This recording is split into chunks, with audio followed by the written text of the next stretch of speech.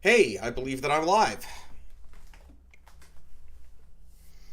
And we are ready to start our ephemeral animation stream, which is something that has been a very long time coming. I should say to anyone who is new here and hasn't been to previous streams or seen previous streams.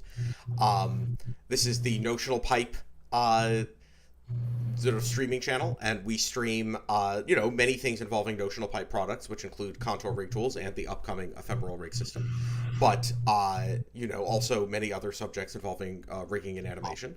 And I'm Raph Hanseman, and I will introduce Tagore Smith, who is Hi. on the stream with me, who is the president of Notional Pipe, and we are co-developing the ephemeral system that you are about to see in action together. Yes, hello everyone. How are y'all doing? I think we have more people here than usual today, at least at the beginning of the stream. So, Yep. Well, I went out of my way to try to advertise it. Glad to see it. And yeah, Peter Wagner is here and saying hi, that's Raph. right. So, We have a number of things to Hi, Dieter. respond to. So let's start by saying, yeah, hi. It has been a while to Dieter Wagner, who is someone I know from kind of way back actually. We've occasionally spoken, and good to see you on the stream. So I'd also like to answer some questions that were left in chat by Chris Smith. He says, contour and ephemeral tools are looking amazing, game-changing level, if you ask me, but I wonder to what extent a non-technical artist can configure them before starting animating without scripting. So this is, this is actually kind of something we sort of knew was a little bit of an issue with the previous stream, which is that aspect of the ephemeral system, the building rigs part, doesn't have a UI yet.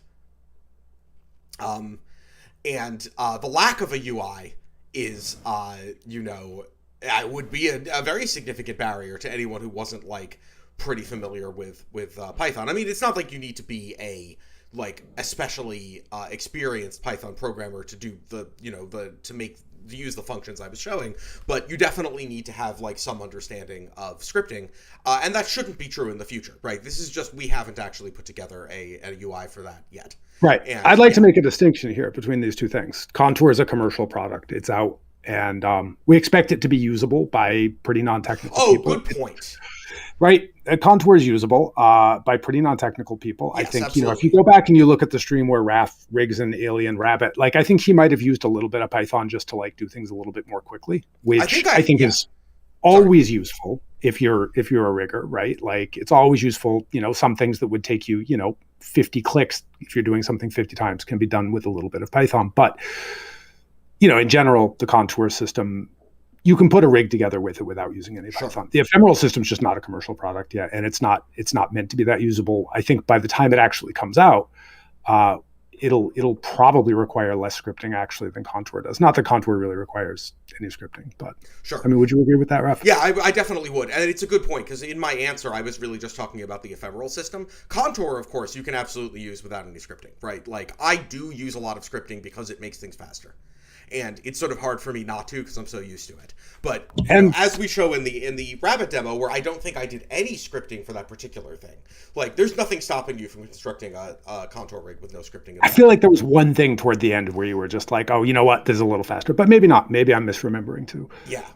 What I would say though is that it really is useful to know just enough Python to do little tasks, stuff that we're probably not going to add as a feature into the tool because it's just too ad hoc, right? You'd have to know too much about the particular situation. But the thing is, exactly what the particular situation is. So a lot of the time, just being able to write a couple of lines of Python is really useful. And I think one of the things that we've planned on doing is having a stream talking about just sort of this is some basic Python and Maya that will make your life a lot easier using Contour, using the ephemeral tools probably when they come out, but also just rigging in general, because I think it is a really valuable skill. It is, and it is one that we always go back and forth a little bit about how much we should talk about that and how much we should try to show people how to do stuff without it, and you want a little bit of a balance of those things, I think. So I'm going to answer. So I think Chris Smith had a couple of other comments too. Given the nature of the ephemeral tools to changing modes, do you need to animate on ones or twos to avoid issues similar to gimbal lock? The answer is no. So the and this will hopefully become more clear. Like, I'm about to do an animation demo, so like that'll make some of these things a little more clear. But yeah, I mean, gimbal lock in the context of the ephemeral system is just not a thing. It just doesn't exist because you're never looking at the actual like rotation values. And even if you were, they're only Euler. They're only XYZ in Maya for purposes of like having Maya work, right? Like conceptually, the ephemeral system doesn't use Euler angles anyway.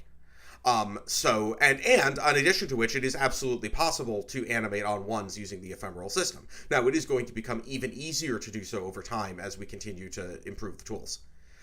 Right now, definitely the workflow that I'm using it for is a very ones and twos, like very sort of traditional animation-based workflow. There's nothing inherent about the system that necessarily requires that, and I will show you some tools, actually, some things that are relatively more recent than a bunch of the stuff that I've shown in blog posts that help get around that issue and make it actually not at all unreasonable to animate on ones using the ephemeral system, specifically the ability to do smooths. And we're working a lot on tools that operate on ranges of poses instead of a single pose. That's actually one of our areas of focus right now. Yep, absolutely. And this goes right into Chris Smith's next comment, which is, speaking of changing modes, if at one point in an animation sequence you realize that you need the hips to be in a lower position for the whole sequence, can you still use the graph editor to do it? No, you can't. The graph editor... I mean, you can imagine an ephemeral graph editor that might actually be a useful thing, but the graph editor, Maya's graph editor, is pretty meaningless in the context of the ephemeral system. That doesn't mean you can't do what you're describing. Right. Now, and that's potentially a tool that would work on a range of frames. Exactly. That's one we have yet to start looking at, though. Exactly. Right. That like an offset is actually one of the next things that I want to implement. Right now, we have a bunch of other tools that operate over ranges of frames, which you were about to see me use. Some of which are but none of which let you offset motion by a specific amount, in the way that you're describing there. But that is actually one of the very next things that we want to implement. It's very implementable in the ephemeral system. It's just not something we've actually done yet. And part of the reason we haven't is that we need to figure out how to express it to the user. So right now, for instance, and again, you'll probably see me be about to use this, you can save a pose and then tell either the whole character or some set of controls to blend towards that pose for a range of frames, which is like a super useful thing to do when you're editing the motion. This would work similarly, except instead of blend towards a pose, it would be everything offset by by a certain amount. And the question is merely, well, I shouldn't say merely because it's actually kind of a bit tricky. How do you make it clear to the user what the offset is? How do you author that offset as a user? So that's really the reason we haven't implemented that feature yet, but it is really one of the things I want to do next. Right now, the version of the ephemeral system I'm about to show you is not the most up-to-the-minute one because we're kind of up to our elbows in it, because we want to make, as one does when one is developing applications, right? You do a bunch of work, and that shows you where you need to change things, right? It shows you where you need to refactor because you made some judgments early on that made sense to you at the time, but in terms of the structure of the code and how it works, you now discover things need to work a little differently in order to proceed. So we've been doing a bunch of that work of paying down the technical debt associated with, just this is what happens when you develop software. And once that aspect is done, we're going to be back to implementing new features.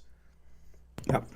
So I think without that much further ado, we probably ought to actually animate this rabbit. Indeed. I will just say one thing, which is I see Brian Nicolucci is also in the comments, and just as Dieter is, like, these are people I knew back from the Animation Master times. At least I think that's where I know Dieter Wagner from. You can correct me if I'm wrong, Dieter. I'm sorry if I've screwed up the timeline here.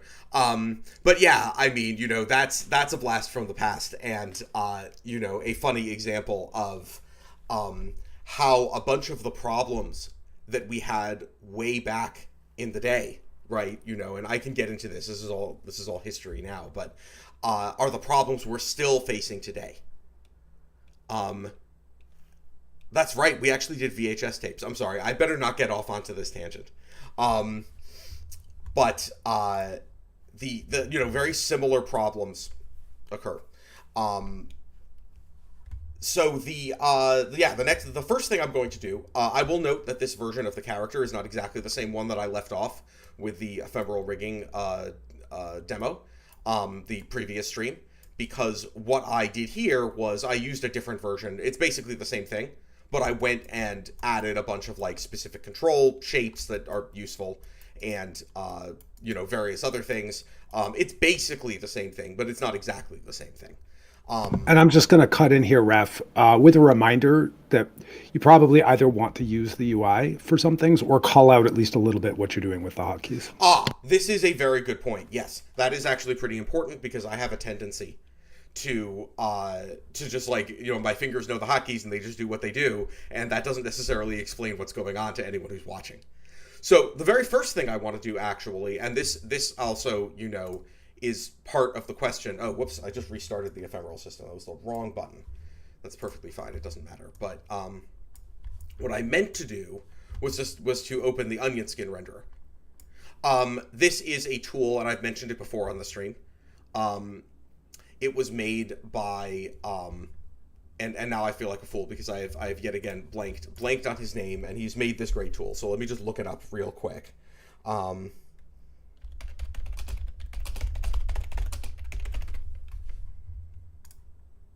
Christoph Lindenfeld. He's basically, at least for the moment, solved this really essential issue, which is how do you get decent onion skinning in Maya. The tool does have some issues, namely it doesn't handle camera movement very well.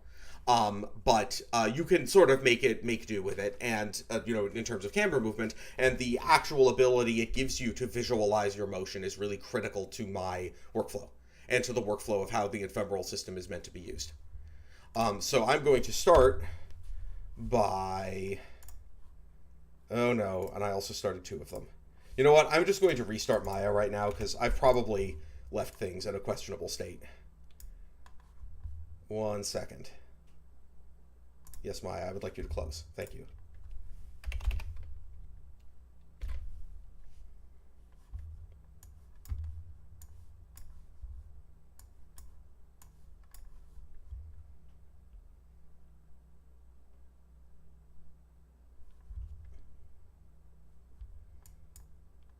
And I opened up 2018, which is not the version I intended to open. This is what happens when you do stuff in front of a live audience. It doesn't always make you look like the, master of all you survey that you intend to present yourself as.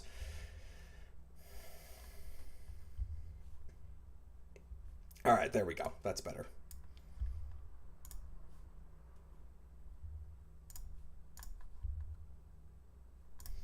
All right. Start the ephemeral system. Start the onion skin renderer. Here, I'm just going to move this over here, and I'm going to tell the onion skin renderer to use the whole rabbit. Switch it to the onion skin renderer for its viewport.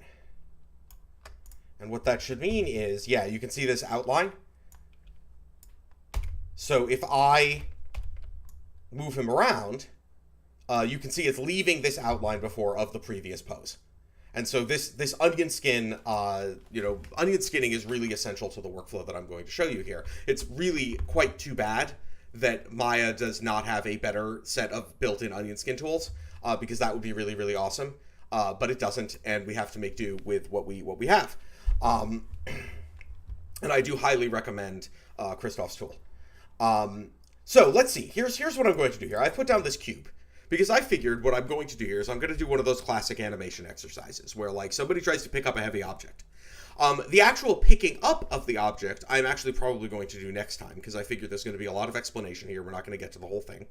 And because that's going to be in part very much about how you handle objects interacting in the ephemeral system. Where this first part is going to be more like, here's how you'd animate a single character that isn't interacting with a prop or another character or something else. So what I'm going to do here is basically just start throwing down some poses using the ephemeral system. And I figure what I'm going to have him do, I am doing this essentially entirely off the dome, as they say. I didn't really have this planned out, but I'm going to have him like run in, come to a stop, and get ready to pick this thing up. So probably what I'm going to start with is I'm going to start with two poses.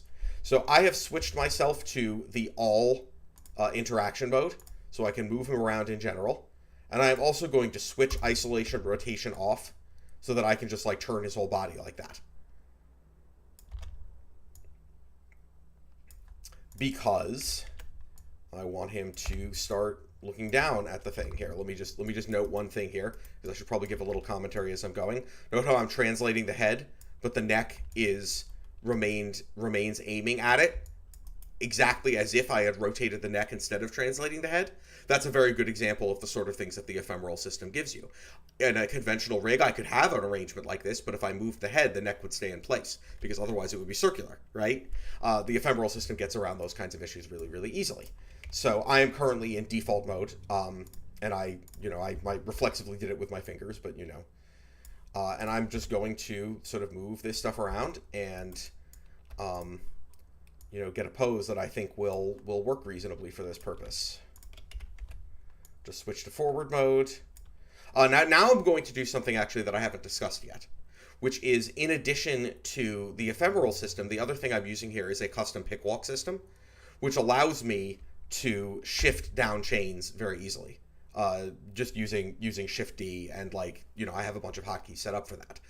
I will try not to use that all the time because it might obscure how I'm doing things, but it is very nice to be able to walk around on chains and also in and out of controls. So I can shift down to the secondary control, for instance, right from the main control. But anyway, the main thing I'm doing here is I'm like, all right, I'm currently in. I was in forward mode. You may note that I am switching modes a whole bunch here as I figure out what his pose is going to be like. I hadn't really decided what I'm doing. One of the things that I like doing, the ability to do, and that is rather easier to do with the ephemeral system than normal, is I can go and experiment. Not that people don't experiment with posing with conventional rigs, they certainly do. But there is a great degree to which because you're going to make so many judgments about what you probably need in order for a particular pose, people have a tendency, and I'm in forward mode when I meant to be in default mode, people have a tendency to, I think, to plan a lot. And I'm not even going to say overplan. Because actually planning is great. Actually planning, when you're doing animation, it's not like you shouldn't plan stuff. It's actually really, really extremely useful and perhaps even critical to do so. Here's another thing I'm going to do. So I'm going to use Shift-C to toggle my manipulator space to world. One of the things about the ephemeral controls is because you don't double controls up, right? These three controls that I see here are the only controls that exist for the foot.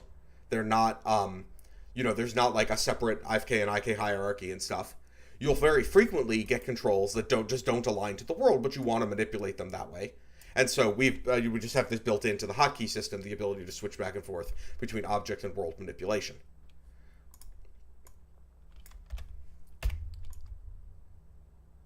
So let's see. I'm just, experimenting with this pose. Right, I was saying it's not that people don't experiment. And it's not that planning is something you shouldn't do. Quite the opposite. Planning in animation can be really critical.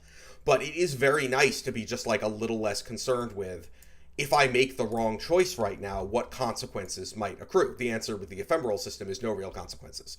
You don't if you're in the wrong mode, that's a momentary thing. You don't have to worry about should I do this in FK, should I do this in IK, or any of the things associated with it, which tends to make it a lot easier to experiment. I just switched back to object space, by the way. I keep reflexively just using the hotkeys and not explaining what I'm doing. And as Tagore says, I need to be a little careful about that. All right, so here's him. Maybe I'll put his thingies like his antenna, whatever those things are. I don't actually know what they are. I just wanted something that had secondary animation so that I could show how that works. Here he is. He's getting ready to pick it up. I'm maybe gonna shift his body around a little. I don't know. Yeah, that works. So he's got kind of an S curve there, and I think that works reasonably well as a pose.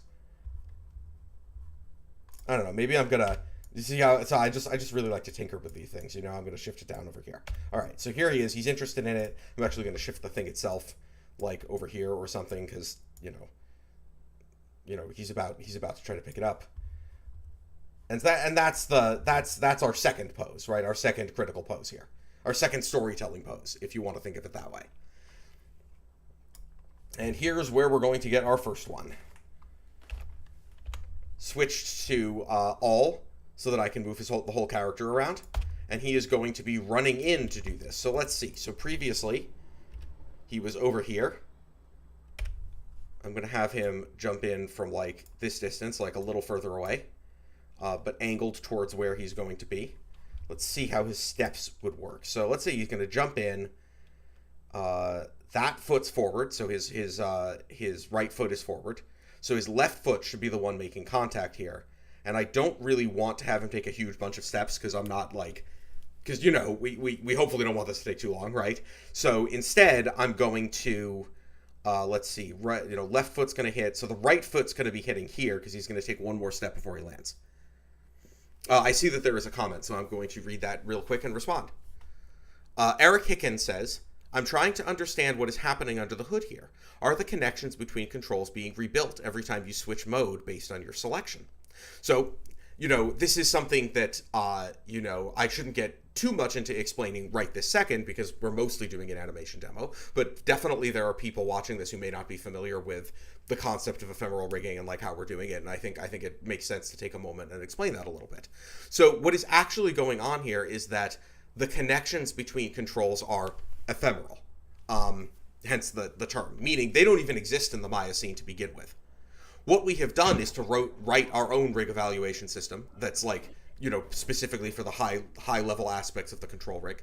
So it doesn't evaluate, it doesn't do deformation, and there's plenty of controls inside this rig that don't take part in it, but it is what is driving the primary controls. And that rig system activates whenever you manipulate something in Maya, and simply tells all the transforms where to go.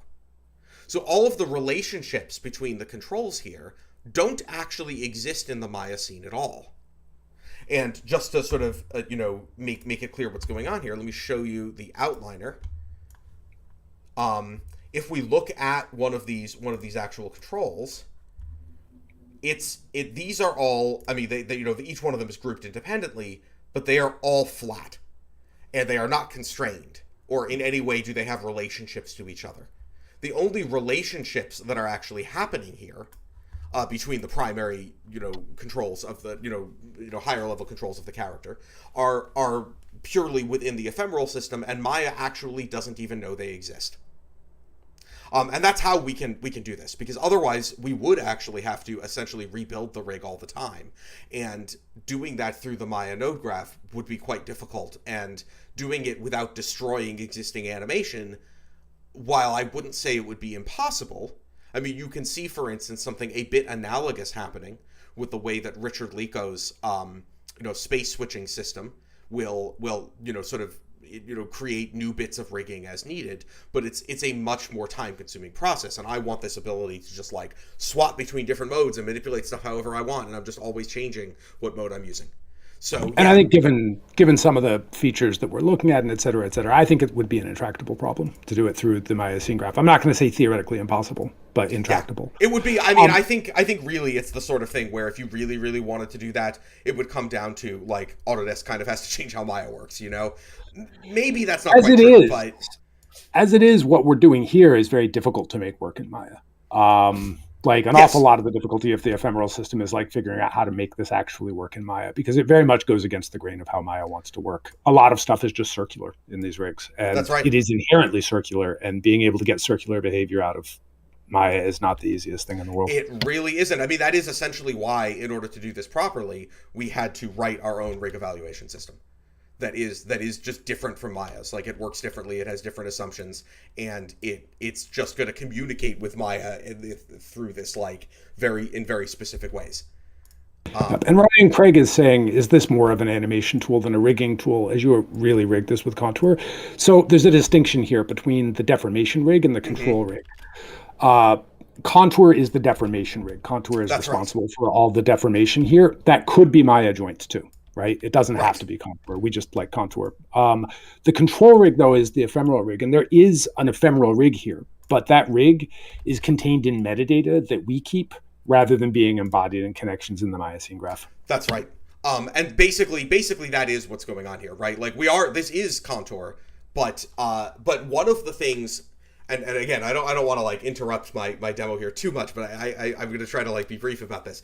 One of the things that I think is a great problem with the conceptions of how rigging works that we are often taught, right, is that we're not making a division between deformation and control rig, and that division is really important.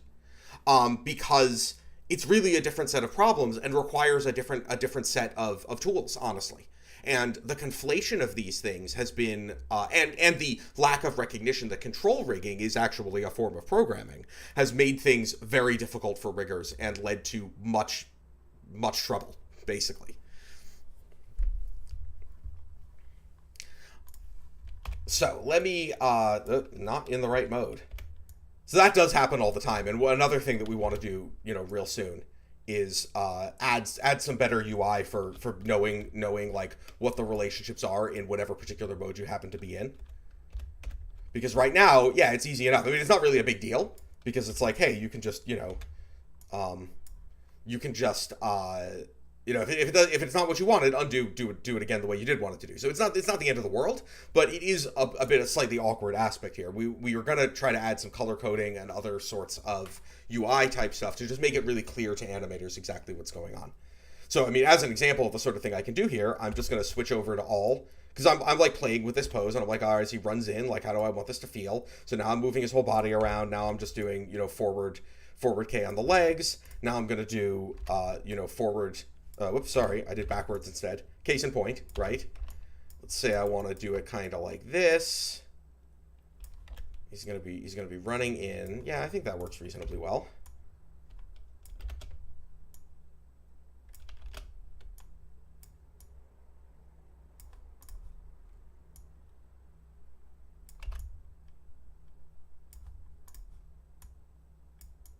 Yeah, there we go. I feel like that's working reasonably well, I suppose. Or it's getting there anyway.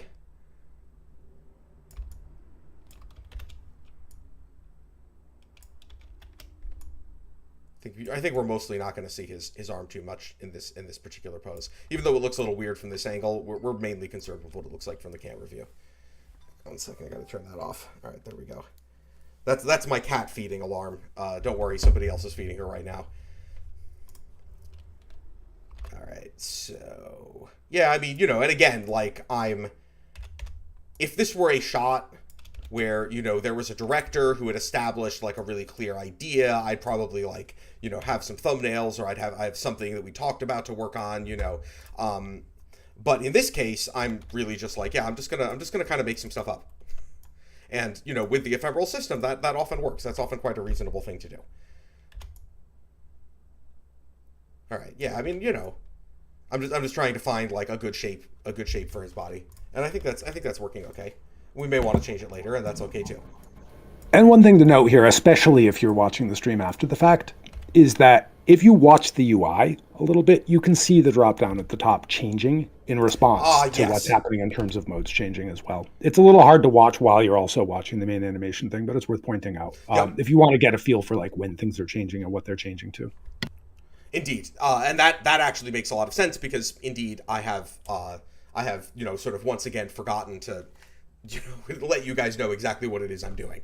I do note that there's a couple of other comments. So Ryan Craig says, it's weird to go from animation school when they put in your head what the curves are doing in the graph editor to no splines at all.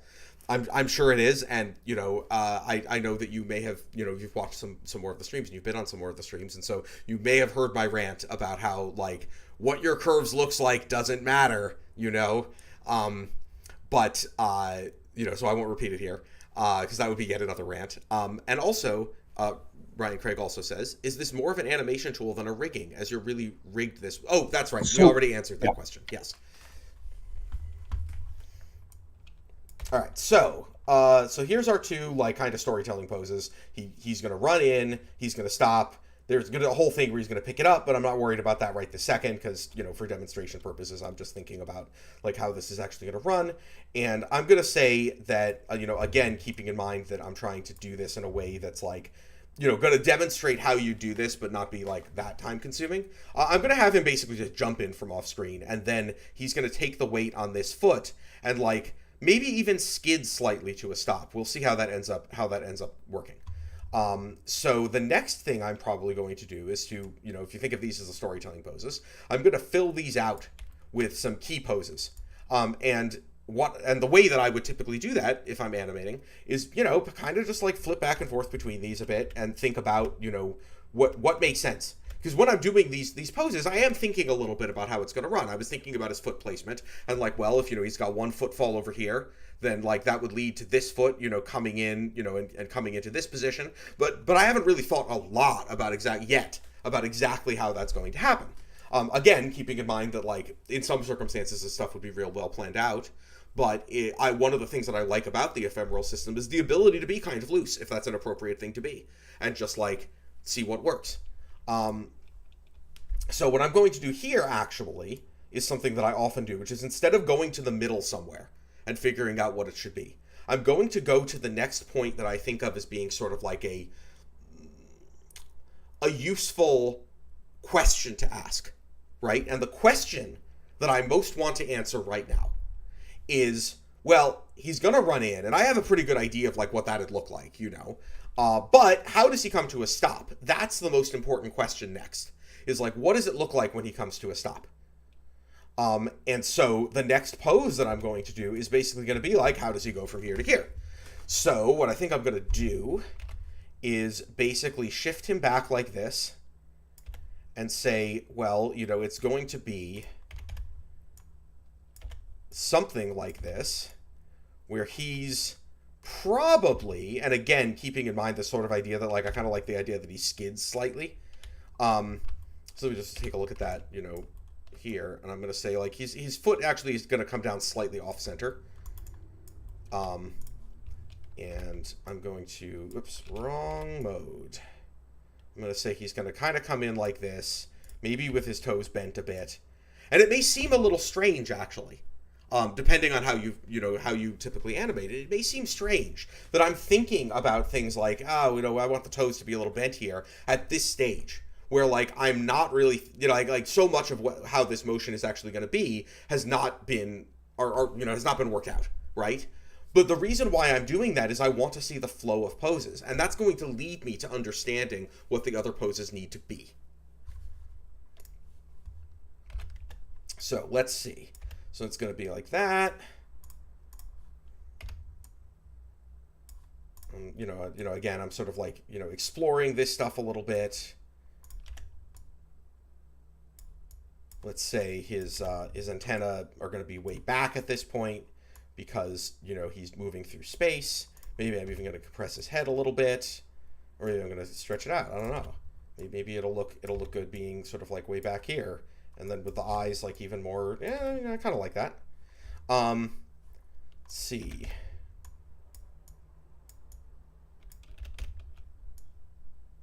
More like this. I'm sort of thinking about how that's going to work. Yeah, I feel like that's probably gonna work out pretty well. But maybe his momentum. So actually, let me get this hand in a slightly better place first. Note that I'm just translating the shoulder. There is a shoulder rotation control, but just as with what I was showing you with the head, rotating the shoulder, well, especially if I had rotation isolation on, rotating the shoulder and translating, the shoulder, same exact effect. There's no actual difference between those things in the ephemeral system, which means you don't have to think about like what it means that I used one method of manipulation over another. Like the ephemeral system doesn't care, and it won't care in the future, and it doesn't even remember how you did that, right? You did something, now it's done. You can forget about it now. Which is one of the really critical things that I wanted to do here. So maybe he's kind of up here. I'm like, I don't know, like I said, I'm sort of exploring this a little bit. And he could sort of like be, sort of coming in here because he's presumably going to bounce once and then he's coming to a stop. The other thing, though, that I'm realizing looking at this is I'm thinking about his momentum, because it is very much time now for me to think about what does it mean that he's coming from this pose where he's like really leaned over, right? He's going to take the weight on this foot, and he's going to push off of it. But here I have him ending up in this pose that's like way, way back. And is that going to work, right? Look at the positions of his head. Now, here's the sort of thing that's very easy to think about when you're looking at things with onion skins, is I can just look at this and be like, well, his head's going here to here to here. Is that something that I think is going to work? Or is that going to be like kind of a strange thing where his body goes from leaning way forward to leaning way back? And my inclination is to say, yeah, I went a little far with this, and that's fine. I'm just going to like push him forward a little bit here and have it feel more like he's coming down into this pose rather than like sliding in kind of like that. And whether I turn out to be right about that is actually unknown, right? So much of what we're doing in animation is actually stuff that we don't get to see until we start filling this out. And I think this is a really critical point.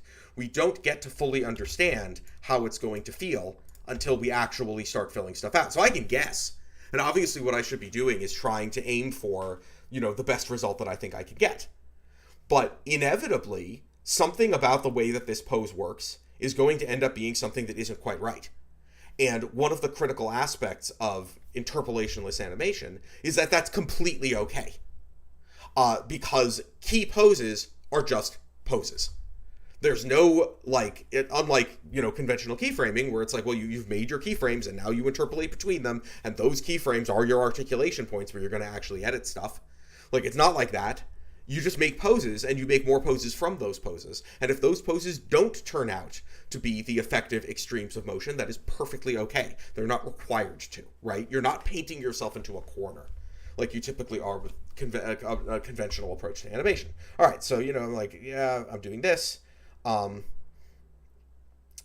And I can sort of we were talking about refactoring code earlier. Yes. It's very similar, and I think that's been a lot of the change in how a lot of people approach writing software over the last 20, 25 years, is people have much more started saying, instead of like trying to not make any mistakes as you're going, try to make it as easy as possible to recover from them. Right, exactly, because, and this is absolutely an important point for code, just as it's an important point for animation.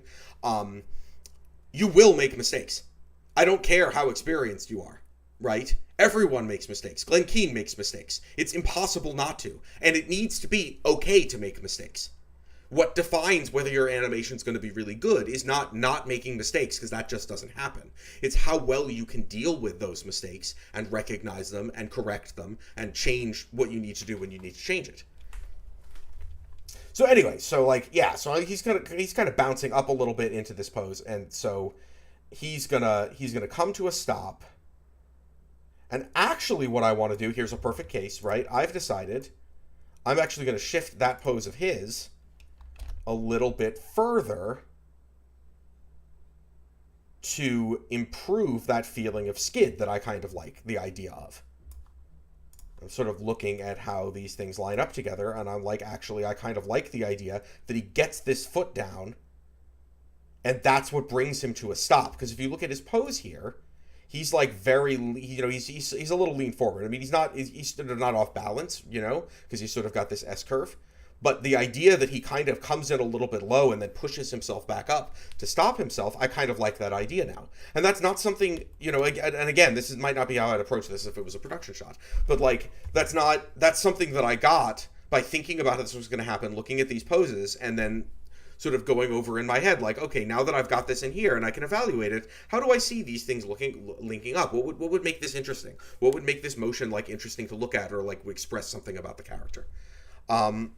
Here's actually a good point to note something else about the ephemeral system, as I'm seeing more things that I'm going to adjust a little bit, is that note that I am not on frame 35 when I'm doing this adjustment, and yet I have just adjusted, that is the pose that I've adjusted.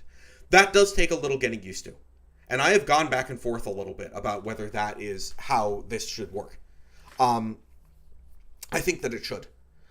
Even though, of course, this happened to me, like I did this to myself when I first started using the ephemeral system, is I started using it, and immediately, of course, I screwed it up.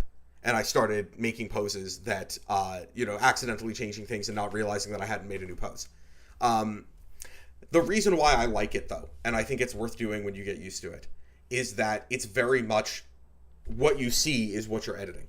just like if you're making drawings, like if you're working in Toon Boom or like whatever you might be looking at, right?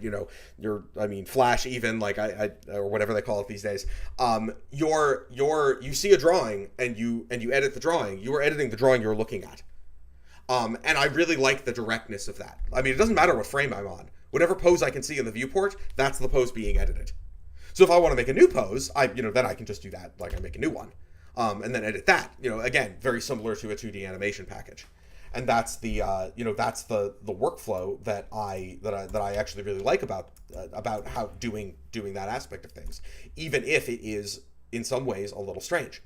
So I haven't even used any breakdowns yet, and a big part of the reason why I haven't done that is because I'm still working in that like very high level posing, where I'm figuring out what these poses even should be that should be broken down, right? I don't have a complete answer for what that should be yet.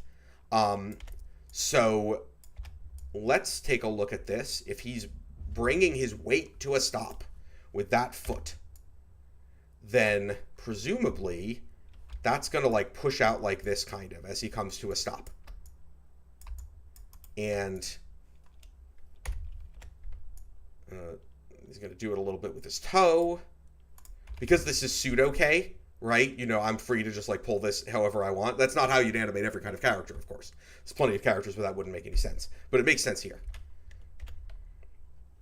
And that is how we've implemented IK in the ephemeral system so far. That's not an inherent concept. Like, that's not anything that, defines what the system is capable of.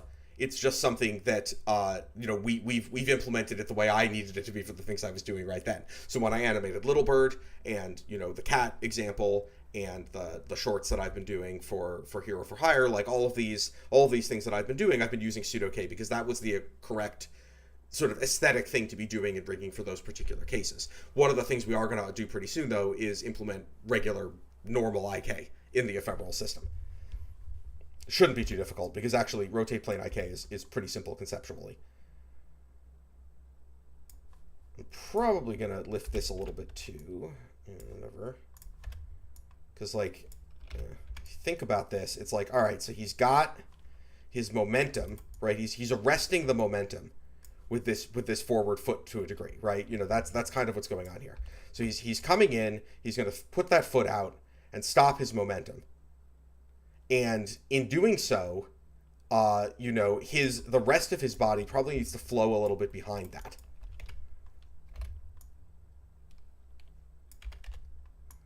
And if we think about how he'd get from this pose into this pose, that can tell us a bunch about what would make sense for his arms to do.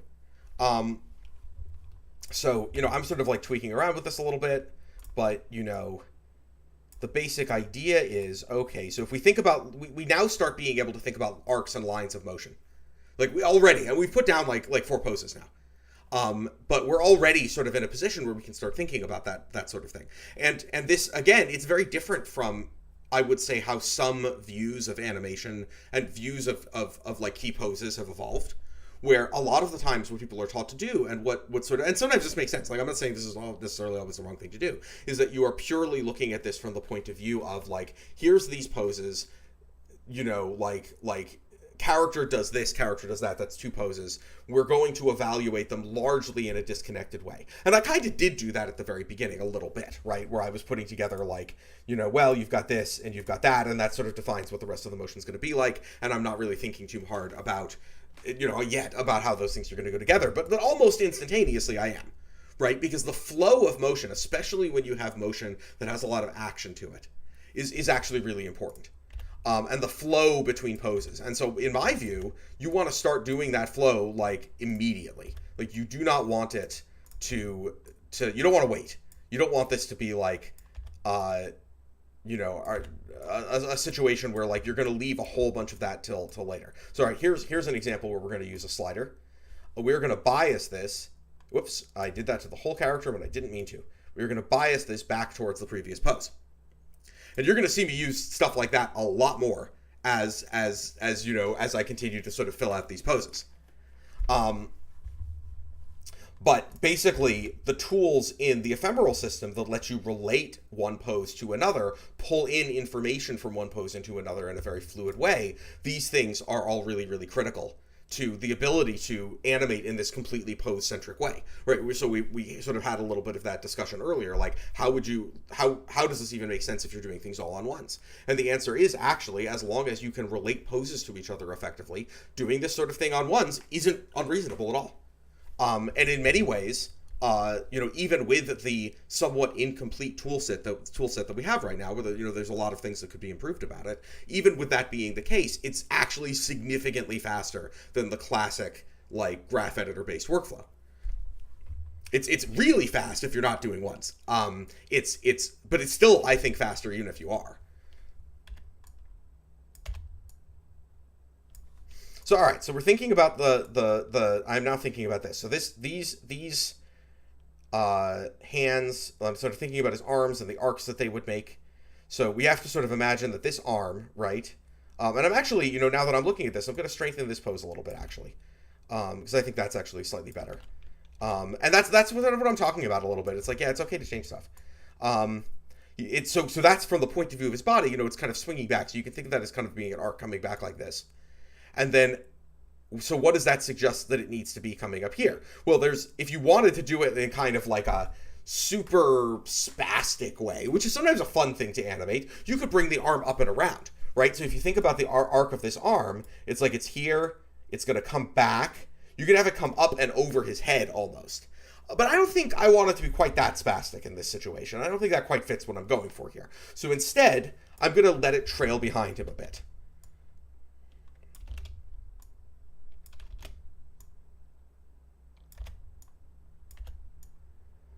And here's one of the things that you can note about how this feels.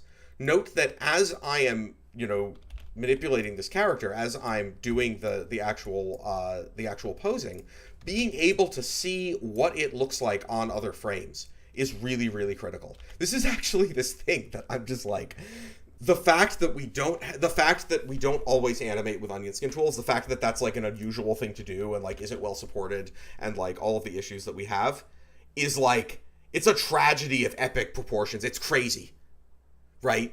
Like I sometimes feel like the entire animation industry should be put in a padded room. Like, why don't we all do this all the time? Our tools just weren't designed that way, which is and it's really unfortunate, because being able to pose, while you can see other poses, like, because I can really look at this and be like, all right, I can sort of see how these arms relate. It's critical. It's so much easier, So similarly, like he's got this arm here. If he's coming back into this pose, then it makes sense that this arm is going to be like coming up like this, right? And I'm like, yeah, it's going to be like maybe almost across his body. I'm going to like, adjust the fingers a little bit. Once again, if anybody is like is like, no, like leave the fingers for afterwards. Like, don't worry too much about those sorts of details while you're doing posing. I'm going to say that's completely incorrect, and don't ever follow that advice. Because whether your shot like sells the motion, whether it sells the attitude, like like all this stuff, everything matters. And I mean, actually, that's maybe putting the point a little bit too strongly. There are things that don't matter, right? Like if you've got clothing wrinkle detail, yeah, fine. In a lot of circumstances, you probably put that in after the fact. Or if you've got like some little aspect of the character that doesn't contribute much to like, the understanding of its pose and like how it feels to the audience, like I don't know, like a little tag or something, or a tie. Yeah, fine. You can put that stuff in afterwards. But everything that's like actually really critical to how does the character feel to the audience, get that in, right? Or you won't understand if the motion you're making is good or not. Right. So, Raph, you're saying that you should move the pelvis through the scene entirely first and work. Yeah, no, that's the right thing to do. Like, always start with the pelvis. Don't animate everything else. Finalize the pelvis first, and then you can move on. When that's been completely approved by the director, then you can move on to like the second spine control. Right? No, I mean, as you can probably imagine, that's a view of animation, a pretty old one at this point, but one that I find deeply like distressing almost. Like, And I could put this too strongly, to be fair. Yeah, I mean, I feel like we may be angering some people here, Raph. We should be a little careful. There are some scenarios where that actually would be the right thing to do, actually. Like, for instance, if I was animating an insect and the important aspect to understanding what the insect was doing and like how it was communicating in the shot was just its flight path through space and not like what its wings or its legs were doing, then actually that would be a perfectly reasonable thing to do. So it's not really quite true accurate to say like no, don't ever do that. But I think that it is often the wrong thing to do. Anyway, so let's take a look at this. So, it's like it goes there. I think that could it be more? It could be more, but like should it be more? I don't know. Given the way that this character has like kind of a weird Gumby shaped body, I'm gonna say that like putting it way across, although it doesn't produce anything all that terrible looking, is it doesn't really fit the character's design. So I'm gonna sort of keep it like this, I think. Oh, and I should mention that Ryan Craig has asked another question. Ryan Craig says, I am surprised that ghosting is not automatic while animating, as I found for overlap and things like spacing make this easier to see how I'm doing it, good or bad. Yeah, absolutely. And there are tons of free tools, or you can go on to the Onion tool you guys had. Yeah, exactly. There are a number of free tools. In my view, this is the one that works the best. There are, there's like I think BH Ghost, like there's a couple of things, but my view is that the really critical thing about an Onion Skin tool is that it's an overlay. And that's the thing that I really like about this tool. And it's what the Ansevin Onion Skin tool used to do back when we were doing that. It never worked with VP2. That's how ancient. That's what ancient days I'm speaking of. But the issue with this is that I really need to see these things overlap. Right. Sorry, it disappears if you don't have one of the controls selected. I need to be able to see these things overlap. Right? If you have intersecting meshes where like the meshes are semi-transparent, but you can see like internal geometry and stuff, your brain is going to have a hard time making sense of that. It's probably better than nothing. Like I'm not saying like don't use a tool like that if it's helpful to you, but it really if you're going to use it as the primary means of like understanding like how your motion works and of visualizing your motion, then I think that having it be an overlay is really important. Otherwise, it just gets very, very difficult to make sense of. So okay, so we've got he's coming down into it. He's going to kind of come to a stop and come here. So now that I'm looking at this and I'm thinking about this, I'm like, nah, I want to bring him down more actually at this point, because I am thinking about that arm here and how that arm is going to come around into this pose afterwards. So he's like doing that, and then his body's going to come up into place now that he's arrested his momentum. And, I'm not going to get to like doing the in-betweens there for a second, but this I think makes it a little clearer, like how that should work. All right. So I'm going to go back now and do some bits in here. Now that I've answered, I feel, at least for the moment, because all this stuff is subject to change, but now that I have answered, I mean, in fact, I already see a change I want to make with it. 1 second. This happens to me a lot, actually, when I'm animating. I'm just like, I scrub around and I think I'm done with a bit, and then I'm like, no, you know what though? This motion will probably work better if his chest is more open. Like you can sort of see the sort of the feel of motion. I mean, that's the best way I have to describe it, right? Some of this stuff is just sort of like, how do I visualize this happening? What does it feel like? Eric Hicken says, this is so much more closely tied to the 12 principles. I think you guys are onto something huge here. I mean, yeah, basically the idea is think like an animator, right? And I am not one of the people who's basically like, yeah, the 9 old men figured out every single thing that's important about animation forever, and like all we have left to do is to like imitate them as best we can. Like there are certainly some people who think that. I don't think that's true. I think it would be very sad if there was nothing new to learn, right? If somehow Milt Kahl figured it all out. But that said, absolutely, they figured out a lot of really important stuff, and they had direct means of doing so, right? So much of what we do with computer animation is filtered through complex tools, and pencils and tracing paper are not complex tools, and I think that we're really hampered by that, and so this is a way of trying to sort of get around that while retaining a bunch of the way that things that are actually good about computer animation. Because it's not like there's nothing here worth preserving, right? There's a lot, and in-betweening is a big part of that. One of the things that you'll see, and this is taking a long time because I'm stopping to explain stuff a lot, right, and talk a lot. So this is going a bit slowly. But one of the things you will see at some point when I get to that is how much easier it is to do in-betweening in the context in a pure pose way. In part because you do get to use interpolation in a momentary way, right? I'm not interpolating this, I'm not, splining it, but I am going to generate breakdowns from it, and I'm going to generate in-betweens from it, and I'll be able to choose how to interpolate it when I do that. And that does make things a lot easier than manually going and drawing every single one of them, right? And because of the way it works, because it's not actually a persistent spline, you have a kind of locality that you can't get with splines. Splines can't be smooth and local. Right. It's just a basic trade-off with splines. Yeah, I mean, the math behind splines is actually really interesting, and something I, only began to understand when we started working on Contour, actually. But there are always trade-offs to be made, right? It doesn't necessarily do exactly what you want. And anyone who's modeled with, both subdivision surfaces and Bezier patches and NURBS and stuff will have encountered those really directly, like the trade-offs that you make with these. So anyway, I'm going to do a breakdown. So here's the first case where I actually use the breakdown tool. And in this case, I was not using it for the purpose of basically trying to make sort of a breakdown, really, so much as trying to figure out, well, where's this guy going to be in the meantime? And let's narrate a little bit what's happening there, right? You're creating a new pose out of these surrounding poses, right? I am creating an entirely new pose. One of the things that's worth noting here is now there's no difference between these poses, right? Is this a key pose? Is it a breakdown? Who cares? Right? The system definitely doesn't care. I've made a pose using the breakdown slider, and now I'm free to manipulate it any way I want, relate it to other poses in any way I want, and if I go and change the key pose here, nothing happens to it, right? If I went and did some totally different thing with it or whatever, nothing would occur here that would be in any way wrong.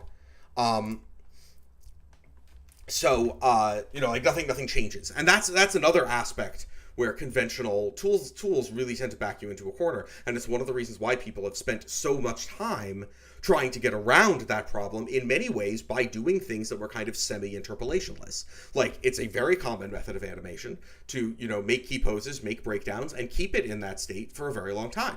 Get full director approval as much as you can in that state before you actually go splining stuff. Like, that's a very normal workflow. And the reason is, anytime you're in a scenario in which changing one thing can have rippling effects, you're setting yourself up for trouble, even though in some contexts that's actually desirable. We just don't have a good understanding in general of when it is and isn't desirable. And character animation, in my view, is a case in which it's really mostly not desirable. So anyway, where's he going to be here? You know what? I'm actually going to do this a little differently, I think. Because I'm thinking about what I'm basically looking at here is using this as a method of sort of shifting him along the path to the next pose. But I've decided that when I'm doing that, I actually don't want to interpolate his whole body. I actually just want to do the spine. So I'm going to select the spine controls, and I'm going to turn off blends use all modes. And because I'm in forward mode, that means that the limbs will just come along for the ride, but they're not going to change their pose. And this is a really critical point: is that these tools, sorry, I needed that to be forward all. wrong mode. Anyway. But all of these tools are aware of your modes and of your selection, right? So when you're using one of these tools, you can do this. You can be selective about what's getting broken down. That's right. However, this actually did not work properly. Why didn't this work properly? Forward all should have moved the whole body. Let me just try it in all. That's what I expected to see. Well, that is something maybe worth investigating, because forward all probably should have done that too. But this is what I was trying to do, basically. So I've now blended the spine, but you'll note that the arms and legs, I haven't changed their pose yet, because whatever they were doing there was not really very useful to me. So I can just choose one bit of it and just ignore the other bits. And that again, is like a really critical thing. And the behavior there is ephemeral. It only did that because I happened to be in interaction mode all at that specific time.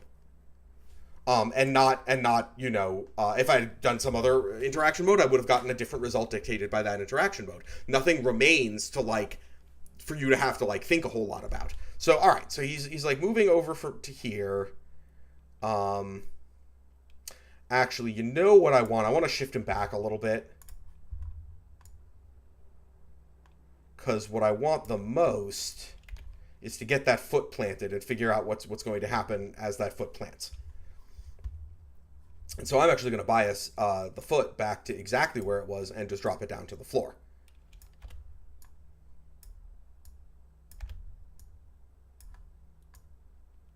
If I zero these controls in forward mode, they will straighten out. There we go. All right, so that's where his foot's going to plant. Actually, it should be a little further along than that, I think. Oops, wrong mode. There we go.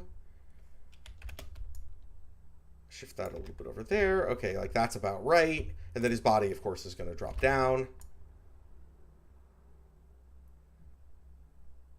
And I'm gonna... And you'll note there, like, I'm just doing this constantly. Like, I just switched modes. You know, I just switched to forward all. Actually, I didn't mean to switch to forward all. I meant to switch to default. Hit the wrong button. So that I could just pull the yeah, no, don't, no, I don't realize that I had allowed mesh selection. Don't do that. There we go.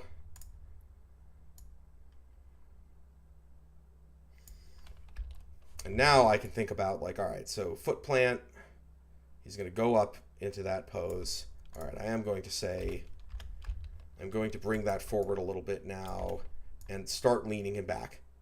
Because if we think about how he's going to get up into that next pose, that's the thing that makes sense to me. He's well, maybe not, because he would be leaning a little bit into this motion, I think. But we don't want to go too far so that it doesn't feel like his body's going to, like, whiplash. And so these, you know, like this sort of approach where it sort of typifies like what I feel is really effective about this, which is you consider everything all at once, right? There's not like, oh, I do this pass where I'm like figuring out how the hips move, or even I do a pass and then I go back in and adjust the fingers. Although I may well adjust any of thin at any time. Like, it's not like you can't change them. It's, you know, I'm in a sense, I'm like sculpting this motion, right? I'm looking at how it runs and I'm looking at what the character's doing. And I'm always thinking about, like, how is this motion going to feel? You know, and I'm never really in a position of saying, you know, I just switched to forward all mode, so that I'd be able to rotate his whole torso, and I switched rotation isolation off. And again, this is the sort of thing where, like, I don't even notice I'm doing it anymore. Like, it's just like my fingers just know what to do the thing I want to do. Except, of course, I occasionally screw it up, as you've seen. But, you know, it's not really a big deal if you do that. So that gives me the idea that, like, all right, he's going to come down here, and, you know, he's kind of squishing into that a little bit, or maybe he's already pushing off a little bit at this point. I'm not really sure. You know, I think this will work, though.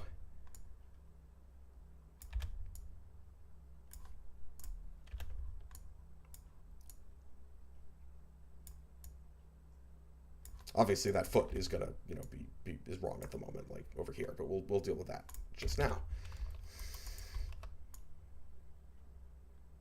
One of the nice things about the pseudo K is that for styles of animation where this is appropriate, let's actually turn this more over here. Yeah, there we go. For styles of animation where this is appropriate, you can just sort of like squash things around a bunch and like not really care about being on model. You know, like being on model is actually, I think, less important than it. I mean, it depends on your style of animation, obviously. There's styles where being on model is really critical. But for a more cartoony style, I feel like it's really okay to be like off model sometimes. Like, and the ephemeral system currently, although this will change, does nothing to make you be on model. It doesn't even try. Like that's not really the point of the system that we currently have. That is a feature we do want to add because, of course, there are styles of animation where it is really important. So, all right, so this has been sort of coming back from there. Do I want to, like, think about that? Like, let's see, where are we? Think about... Yeah, because now I'm thinking about his right hand. And, like, if it's going to come up into this pose, so here's where key poses can change, right, already. You know, it's like, I start throwing some stuff in, I start seeing how I want to change it. Well, if it's going to come up and around like we've got there, then now that I can sort of see where it's coming from, I can see how I want that to be different. In fact, it may make sense for me to already be sort of pulling his elbow kind of out there a little bit. Like, this looks a little strange as part of a individual pose. Like you're sort of like, what is his arm really doing there? But then it starts to make sense as you think about like, well, how does he get into that position? Well, he's kind of leading with his elbow, isn't he? So this all sort of is about thinking about arcs like right as you make the poses. And similarly, like I'm not going to leave secondary again for critical things like there's stuff where it's perfectly acceptable to leave secondary till later, but I'm not doing it right now. Is that yeah, actually let me just generally do that too. I kind of forgot to do it on this pose, and that's okay. Oh yeah, I actually left an extra one here for no reason. Let's just get rid of that. And actually, as he comes up, now I see that I think that this bit here should be even more kind of like, coming from there. So here's like a nice thing that you can do with secondaries. We usually think of secondaries as something that gets layered on top. And you just kind of are like, well, his head's kind of going in this direction. I'm going to sort of like shift it back this way. Or try to do it procedurally, which is, of course, also quite a popular technique. But one of the things that's really, really nice about using onion skins is that you can actually see, so you think about this, you can sort of think about the tips of his ear antenna thingies, and you can actually sort of trace them through the scene. And so when I'm bending these down, I'm like, well, here's what's really happening, right? The tips, here's what secondary actually is, right? Not sort of what we often, the way we often think about it in animation, right? The tips of his ears were previously here. Now, in real life, there's no such thing as a hierarchy, right? That's not a thing that really exists. What there is all of the parts of our body are attached to all of the other parts. So as his head moves, it's eventually going to drag the ears with it. But it's going to drag the tips of the ears after it drags the bottoms of the ears, right? Like it propagates through the body like a wave. And here, this makes it very easy to say, well, the tips, so here, I can think of this as like, well, they came from over here, so they've got to be like angling towards that direction because that's the direction the head would pull them. But then the head's going to go right back up over here, and when that happens, I can take the tip of that and be like, yeah, they're kind of still aiming back to where they once were. And that I think is a really nice way of thinking about secondary. It's not really essential for like little bits of secondary where it's like actually not that important to the way the character is perceived. Like I was saying, like there's stuff you can kind of layer in afterwards. But for stuff where it's really like a central part of the character and is part of how the character is being expressed, being able to just sort of look at that and see how it flows is really, really nice. And I really like this. This has to do with like think about everything all at once, right? Don't think about. There's a great tendency in computer animation to be like, I want to only animate. Like I want to section pieces off. Sorry. I want to make sure my mic is still on because sometimes I bump it and it stops. But I think that I can still be heard. Yes, you can still be. You can still be heard. There's a great tendency to try to section off pieces of animation, right? To sort of be like, I want to reduce this problem of animating this character to components. And there are scenarios where doing that, it makes perfect sense, right? But those scenarios are, in my view, not mostly character animation, right? And part of the problem is these things aren't really separable when it comes to characters. In the way that they're separable, like, if you're animating a spaceship or something, right? You have a main controller, you animate through the scene, and you might get that all working, and then you sort of do, and then sort of figure out how the spaceship rolls into those turns, right? And that's a perfectly reasonable thing to do if you're animating a spaceship. And it's probably a desirable thing to do if you're animating a spaceship. It's just that characters are not, the motion that characters make is not really parameterizable at least in any clearly evident way. I mean, it probably is on some higher level, right? But but in the way that we think and our brains can process it, it's really not. It's not parameterizable. It's not something you can just sort of do and expect it to break it into pieces and be able to look at the pieces individually. And I think that one of the big problems that we have in thinking about animation is that the assumptions made by basically all modern animation tools is that you can do that and that it's a good idea, and it's not. Again, a lot of the time. Sometimes it actually is a good idea, right? So I always want to be thinking about everything. As I'm doing right here, once again, examining the arc. Who wouldn't? Right. All right. Whoa, yeah, his head's pointing in a weird direction there, actually, come to think of it. he should still be looking ahead. He should probably be more clearly looking at the thing, actually. He already kind of is here, but like here, he's kind of not. We want to fix that. And yeah, I think that works. And then, of course, I have to adjust these a little bit. There we go. Okay.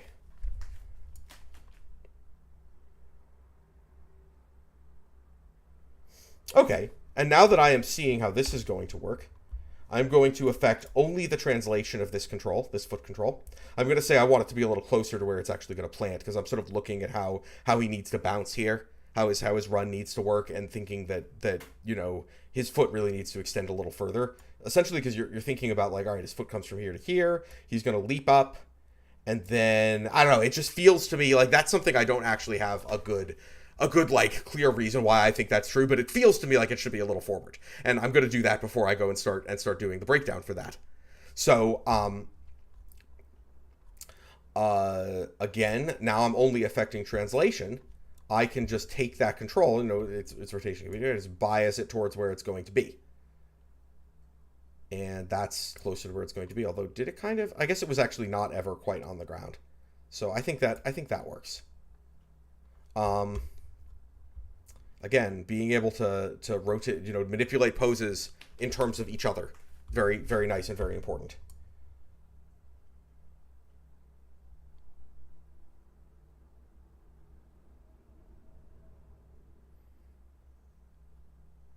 And I think I do see some things. Like now that I'm starting to do that, I start to see a few ways I want to change this. But I'm actually going to not do that right now because I feel like the next... So it has this thing about answering questions, right? Like what's the next question to answer?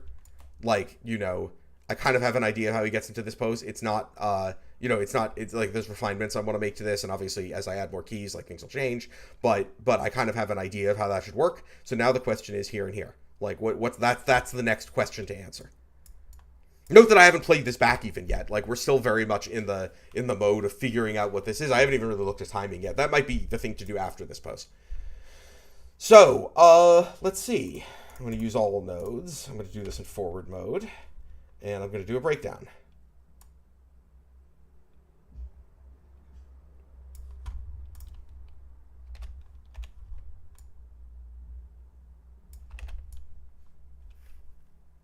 I'm going to sort of move this up a bit. Let's see. Apple says, sorry if this is off topic, but how did you get so experienced that you don't need immediate reference to animate a scene? And how do you study reference? So I think it's okay, actually, for me to answer some of this stuff. Like, I've been a little back and forth about, like, should I get off onto tangents? But this seems really relevant, actually, because I am really talking about, like, well, how do you animate? How do I think about animation? So yeah, I agree. And this is a lot of what the stream is for. Yeah, exactly. So I think it's totally okay for me to, like, you know, back off from what I was doing for a second and sort of answer this question. I think it's a very good question. And I don't need immediate reference to animate a scene. So actually, I think, so first of all, the answer to the experience is that I've been doing this for 25 years. Certainly, and I never relied on reference as much as some people do. It's just, I don't know, it just isn't as much of a thing for me as I think it is for some animators. Obviously, studying reference is actually really important in large numbers of circumstances, right? I would never try, like if I was trying to replicate a particular kind of motion, I would not do it without reference, right? If I'm going to animate a otter, I've animated quite a lot of otters, actually. It's kind of a weird thing where, like, I just happened to have a couple of jobs in close succession that involved animating otters, and I got super into how otters move, and I watching a lot of, like, otter reference. Also, otters are just super cute and awesome. You know, Ralph, I'm going to break in here and mention that I saw a video the other day that made me think of you, and it was otters harassing an orangutan. And I was like, that's about the most Raph thing I've ever seen. But yeah, anyway, pretty much. I do get the impression that they often do not like primates.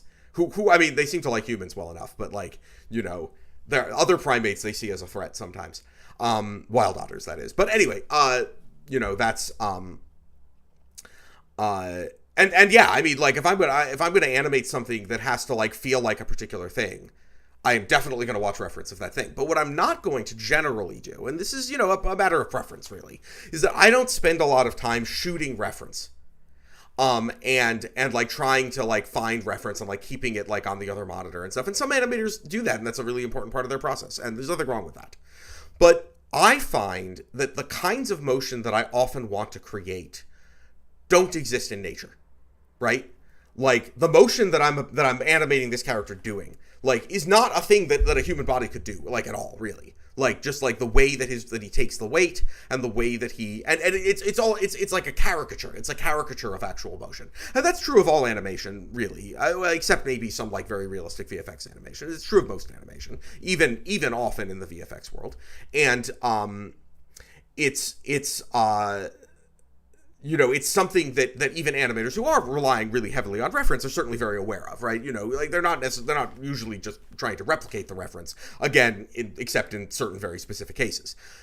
But what I feel is that I feel like in many ways studying reference while I'm animating feels more like tying my hands than it does helping me, right? That doesn't mean I don't study reference, but I usually study it beforehand. If I'm going to animate an otter, or I'm going to animate a hockey player, or I'm going to animate, like, I don't know, any of the other, like, all kinds of stuff that I've animated at various times, right? A dog, like, I'm going to watch a lot of footage of those things to try to build up a sense of, like, how do they move and how does that feel to me?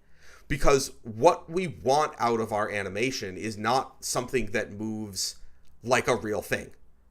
It's something that moves like the way the thing feels. And I mean, in that respect, I mean, this is, to me, something that's really critical to what animation is good for. It's not very good at replicating reality, actually, right? Like, it's good at making things feel a certain way. I mean, this is true of many kinds of visual art, right? Like, there's a reason why, although realistic schools of painting certainly still exist, like, and are actually, in some ways quite more common now than they used to be, right? But that the advent of photography, like, led to this big explosion in, like, different, expressionism and, like, different kinds of stylization, because that was a thing. Figuring out what something feels like as opposed to what it actually literally looks like was something that visual art could do really, really effectively. That, I mean, you can kind of do that with photography too, really, depending on how you shoot it, right? But it's a different sort of thing, right? And so I don't tend to rely as much on reference, because I kind of want that, in the moment of animating, because I want that sense of, like, what does this feel like to me? And it's not going to be what it actually really looks like. So Apple then says, this walk cycle looks wrong while not really knowing how to make it right, sometimes even with my reference. Yeah, that's difficult, and that often comes with experience, but also walk cycles are actually really hard. Actually, like, they kind of are, like, they're actually one of the trickiest things to animate in many cases, because they're going to be repeated constantly, and they're like, and the mechanics of walking is so specific. I would say that to a great degree, to the way to deal with, like, this walk cycle looks wrong is, and I wish that I had a better way of saying this, because it's sort of hard to articulate, but what's keeping you from the feeling of the walk cycle, right? Ignoring, for the moment, not that this isn't important, because it definitely is important, but, like, ignoring the mechanics of the body. What do you want it to feel like? Because usually what I find is that a walk cycle, or any other piece of animation with essentially, like, a strong identity, right? A strong viewpoint, a strong, like, thing that it's expressing, is going to be, like, it's going to cover over some of those mechanical issues, right? You can, if you have a walk cycle and mechanically it, like, doesn't, there's, like, a few things that are kind of wrong with it, but it, like, really expresses the character, and like, it feels like that character, then there's a lot of, like, mechanical sins that can be forgiven. Whereas if the walk cycle is dry, like, actually, like, I hate that. Like, I don't even, like, I hate doing that, and I've been doing this for a long time, right? A dry walk cycle is, like, the most tedious thing to animate, because it's just mechanics. And mechanics aren't what's important about animation, but you do need to get them right if you have nothing else to fall back on. So, like, that's like, I don't know if that's actually useful or not, but that maybe is somewhat helpful. Anyway, and I'll mention, Raph says he's been doing it for 25 years. I've known Raph for 25 years, maybe even a little more. It's and true. Raph was always really talented in animation, but he's better at it now than he was when he was 15. Oh, geez, I will mention that. Like, no, I mean, I was not actually good at it. It's just, when you were pretty good at it for being 15. I was good at it for being 15, perhaps, yes. But The other thing is, I mean, I've done a number of things that are like animation, arbitrarily hard. That is to say, Right. you can just keep getting better at them and you will never be perfect at them. And I know my experience with that has been that to some degree, and this isn't very satisfying, like you just have to wait. Like you do get better at it. You have to do it a lot. Yeah. I mean, that is to some degree true. It's just like, you just need, it takes time to build up skill. And one thing that I do think is kind of sad, although there are questions about how effective it always was. Like, I'm not sure that, like, I don't necessarily idolize this particular situation, but there used to be in animation studios a bit more of an apprentice system, and when it went straight from that to like, hey, we're just gonna we're gonna hire an animator and we expect them to be like a good animator, like right off the bat, like even if they're right out of school.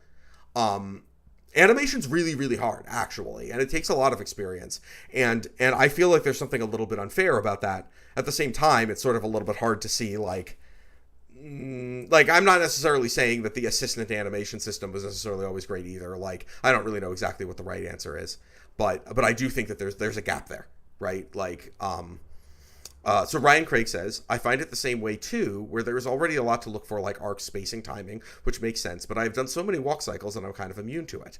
For a walk cycle through reference, at least especially with weight shift. I think I might be slightly missing the point that you're making there. Let me just read it over again. You're kind of immune to it in the sense that like you're not really like paying attention to it, or just sort of comes naturally. Like I'm not quite sure what you mean by that. So Ryan Craig answers, with walks, there's a lot to think about, like chest hip rotation and the Y and Z, and getting the weight right, and arms, and if you had character. Yeah, I mean, part of the problem with walk cycles is that there's an awful lot of stuff to think about, and at least if the walk cycle is dry, very little to fall back on. Yeah, absolutely. I hate doing dry walk cycles. So another thing I'll mention just about other things is that looking at really, really good examples of other people's work and picking it apart is, I think, pretty crucial. It's something I think programmers don't do nearly enough of, is read really good code, because there's not that much really good code. But but that's really helpful because you pick things up about the mechanics of things. And of course, I'm not an animator, so I'm talking about something else. But my suspicion is some of those principles are the same. I would say that they kind of are, by the way, I'm zeroing out the legs here. This is note that they're doing this the way that they're doing it because I'm zeroing them in forward mode. Because everything you do with the ephemeral system depends on the mode you're in. If I was in default instead, I'd get a very different result by zeroing them. They'd literally go back to the position that they were in at 0. So it's like knowing how what mode you're currently in is really critical to understanding like what's actually going to happen, which is one of the reasons why we would like to make that a little bit more clear in the UI for the user. It's honestly not that, like, once you get used to it, it's not that hard to understand, but it takes some getting used to, and it shouldn't require quite as much, I think. So now we've got he's pushing off, and he's going to go into that one. I wonder if he's a bit too high. I think he may be, actually, because what we kind of don't want to do here is so people have this idea with runs, especially when they're kind of starting out, that they're like super bouncy, and actually runs are really not super bouncy. Like they can be in animation if that's like a kind of stylization you want to do, like more of a Mickey Mouse run.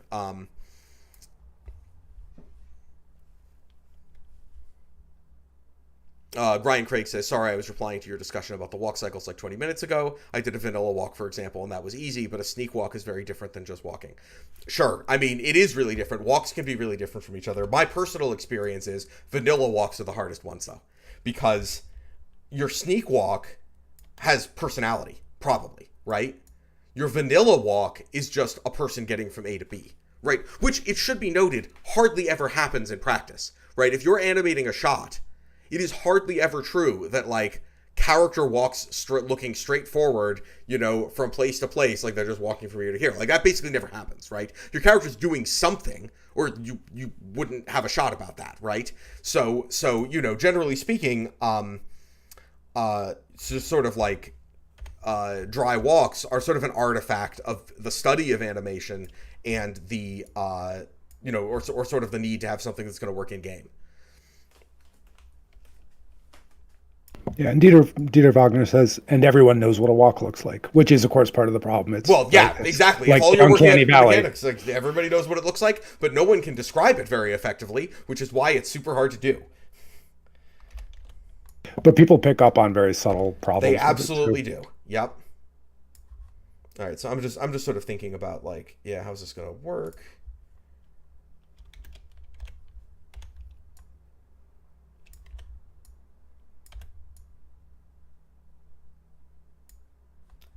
Yeah, if we sort of like push this forward to where it's gonna be just translation. Yeah, we can see that he doesn't need to be that high up actually, because he's not traveling super far. It's not like a great leap or something. Oh, wrong one. There we go.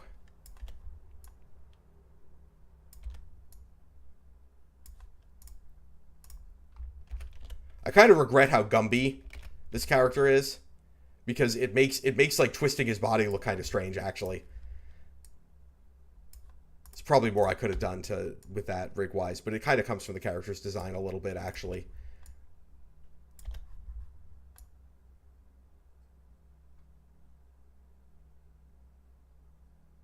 Yeah, that's got to go way back if we want to keep that pose, which I kind of like he's really got to be like leaning way back so he can get up into it.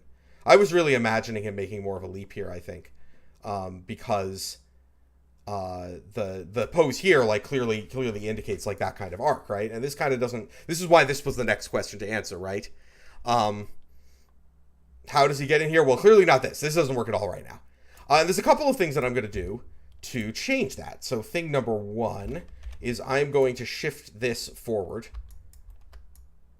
so that at this point he's kind of like already up here. I'm going to actually make this a bit less tall. Like I'm just going to kind of like squish him in just a little bit. With the idea that the momentum's carrying him over like this while his foot is still making contact, you know? And that'll help, I think. But this definitely does need to be higher. Whoops. Again, wrong pose. Like that will probably work a little bit better. And then the thing that's really going to, I think, make this work a little better is... Oops. Wrong mode once again.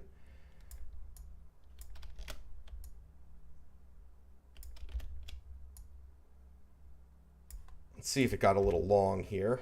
If I switch to... I switch to forward mode, and I zero out the position of that. Yeah, that puts it back on model. So that's kind of how you deal with being off model in this context. You can just sort of put it back. This is a little strange, and I often don't care very much about what things look like in other views, like camera view is what matters. But in this case, having it be, you can see that this doesn't feel quite right. Like he is too off balance there. This is, I feel, is okay because this is like on the way. You know, this doesn't feel right to me. So let me just shift him over a little bit like this. All right, we're getting somewhere now. I think this again. This is like the question of like, okay, what really is a key pose? I don't think that it was that, right? I think it's this, because that way it flows a little bit more nicely. So if we think about his motion. Like he's got that hand. It's already, like I might actually bring it a little bit like this, but it's already coming across. It's going to come up like that. It didn't feel right to me that it would still be tight at this point because the momentum of the hand feels like it's now going in the opposite direction. It's going like away from him. And so, you know, like I said, it's like you're figuring it out all at once. You're not ever really looking at things purely in isolation. That's because your audience will never be looking at things purely in isolation. It's always about, to some degree, about everything. Actually, you know what? Because I'm thinking about what will make this a more interesting arm movement. So if he brings it up here, because I want to get the sense that the elbow can lead that. One of the things that I find is sort of an important aspect of thinking about how arms move, right? Like, especially arms. It's true of other parts of the body too, but the arms are where it really comes out, I think, is that there's a tendency to just always lead with the hand. And I feel like that often leads to sort of motion that feels very samey. And I often really like to lead into motion like with the elbow, and trail the hand, and then have the hand kind of like take over at like a different part of the motion.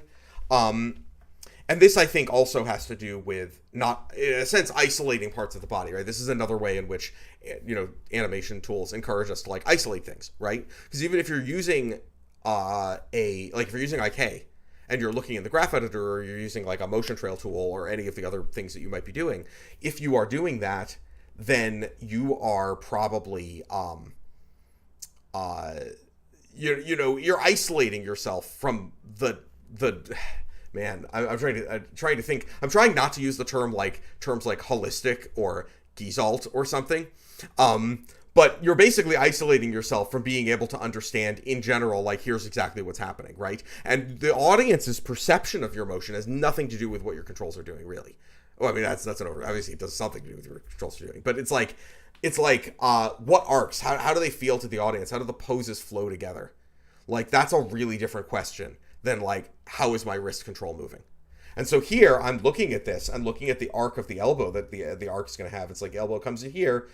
Got to have that elbow kind of lead things, I think, because then at that point, at the point at which the elbow starts to come down here, it's actually kind of leading things throughout the motion, in fact. And that's something that, the tools kind of lead you away from thinking about.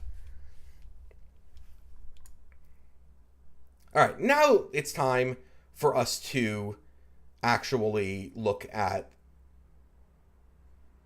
how this, how this timing is going to work. So let's time this out a little bit. And I'm deliberately not doing anything before this initial move in. And there's a reason why I'm not doing that. Because everything before this pose I have on frame 10 doesn't matter. Like, obviously it needs to be there. And obviously it's going to matter to, like, the audience's perception of the shot.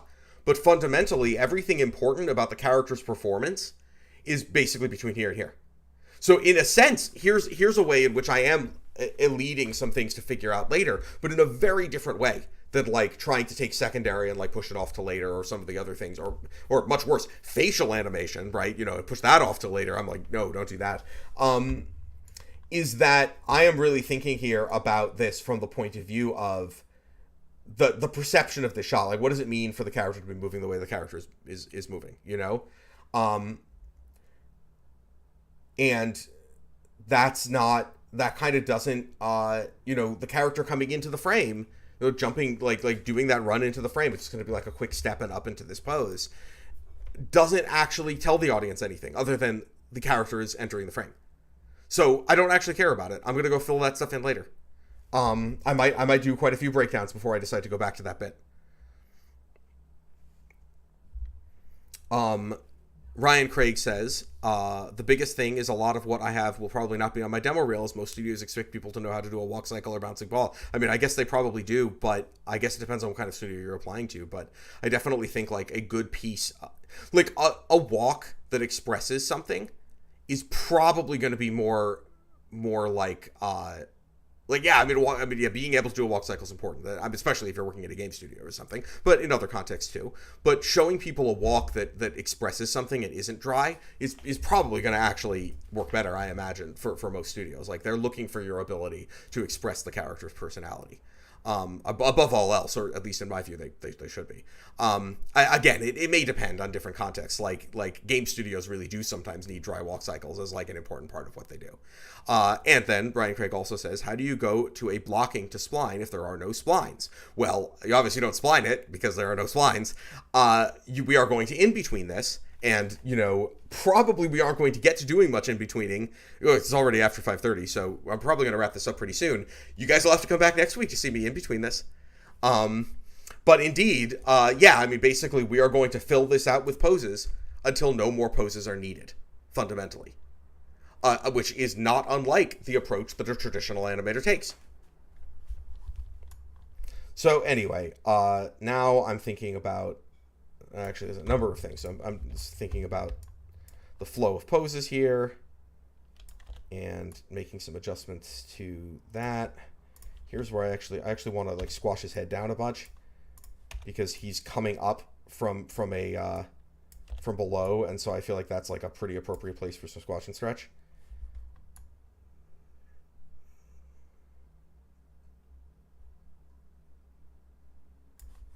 You know what I want to do here? Yeah, I actually kind of want to do that because you can think of that arc as being kind of like this. And then maybe I want to do like that.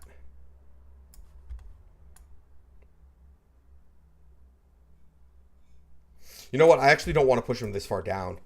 Because like I was saying, like it just feels... There's a thing about this feel that I don't quite like. And I think I've identified it as being, you know, again, it's bouncy. And runs can be bouncy. Like, it's not like you can't do that, you know? But there's something a bit unnatural about it having it be this bouncy, in part because real runs aren't, and in part because he's not like doing this huge jump here. And so it just felt wrong to me that he was coming down that far.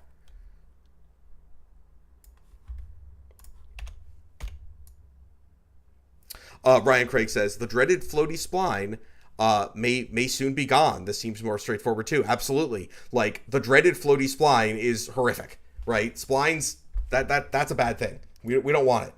We don't want any floaty splines. This is one of the consequences of that, of trying to leave that aspect of motion up to a system that tries to parameterize it, right? When this particular thing is not really a thing that is effectively parameterizable. That's why that happens.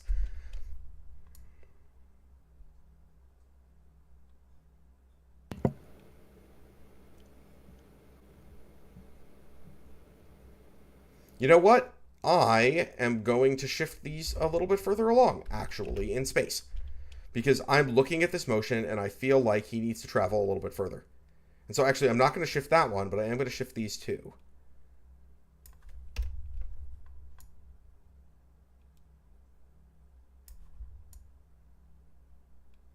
And then I'm going to shift this guy over, this foot, over to the next pose.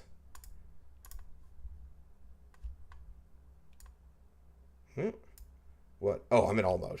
That's why I did that. There we go.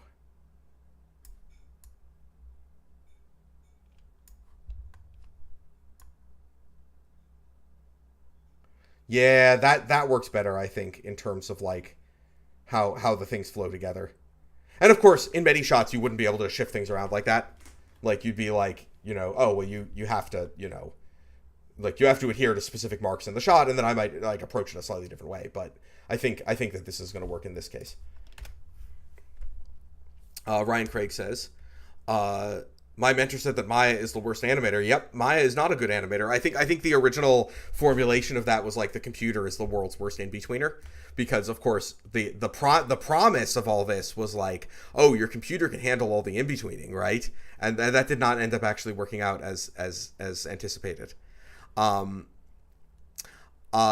So if your blocking and in-betweens are even average and stepped, once you spline it, it can be tedious trying to take over your shot. Yeah, I mean, that's another important part of it. I think what you're referring there is the fact that if somebody else is working on your shot, right, and needs to take it over, which, you know, could happen, right, for any number of reasons, understanding what's actually happening in your shot becomes exceedingly difficult, because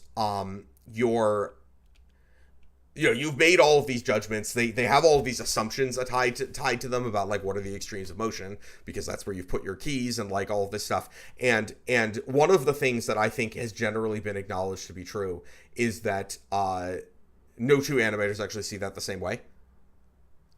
Which is kind of a problem, right? If you're going to be able to hand stuff around. One of the things about this is because no assumptions exist, right? That's not a thing in the ephemeral system. Everything's just poses. Am I spending too much time refining these poses? Arguably, maybe, but probably not. Because this all helps me see how this motion is actually going to come together and actually feel when I am, when I get it together. Well, I think it is about time for me to wrap up this stream. I did not get as far as I thought I was going to, because I spent a lot of time ranting, but I think that was good, actually. I think these were useful things to discuss at this part of the shot. And, these are all things that, we'll sort of like, as we continue to animate this shot, I mean, I'm already seeing things I'm going to refine about this. And it's also worth noting that, like, when I'm not trying to explain it, like, this whole thing is super quick. I'm like, I put down some poses, and I sort of look at how they go together, and I tweak them a bunch, and, like, I feel how they, like, feel like they flow together, and, like, this whole process would not have taken very long if I wasn't, stopping to explain stuff all the time. Right. If you just timed this out, you'd think, wow, this is a pretty slow method of animation. But that's not really the case at all. Right, exactly. It's actually very fast. So Filippo Machi says, I hope I'm pronouncing your name correctly. Yesterday I saw a video of you and Richard Lico talking about space switching and ephemeral animation. That was so interesting. Thank you. Yeah. I mean, as I mentioned, you might be thinking of the talk we did for Anim State. Like, that's, he's like, like there's two sides to every Schwartz. Right, he's got one half and I've got the other half. Right, he's got the across time part, which we've started to integrate here, but at the time we did that was much less so. And like I've got the posing part of it, and like ideally the kind of workflows he's doing would be part of an ephemeral system. Ryan Craig says, what is it doing to the controls? Is it storing them, or does it automatically key everything? It automatically keys everything. So there are keyframes under the hood. Conceptually, they're sort of not. Like conceptually, they're poses. And keys, like they're not really supposed to interpolate, and so the fact that they're keyframes is just sort of like an implementation detail that comes from the fact that that's how Maya views motion, right? Maya views motion of transforms as usually being represented by keyframes. So under the hood, that's kind of what it's doing, and that's what we're manipulating in the time slider. Now we are using a little known Maya feature called keying groups to make sure that those keys stay together and continue to act as poses. But we also have our own auto keying as part of what the ephemeral system does. And it's important, I guess, to see that the poses do have extent in time. They're not just on the keyframes that they are. A pose extends until the next pose. And conceptually, that's how it works. And pretty much all of our code tries to work with it that way. Right, exactly. And that's why when you go to a frame, even if the pose doesn't start on that frame, you're still editing that pose because you're within that pose's duration. Like that's sort of a real conceptual change from the way that keyframes behave. And I shouldn't just say Maya, because that's like keyframes everywhere like don't behave that way, but it's something that I think is a really, really good change in viewpoint. So anyway, I gotta get going, but indeed, thank you for coming to our stream. Like and subscribe, and we will be continuing this next week at this exact time. Well, not this exact time, at 4 p.m. EST. And I encourage all of you guys to come see me continue to animate this weird rabbit thing, and also bring all of your friends. Yeah. Thank you very much for coming by. And I will see you guys later.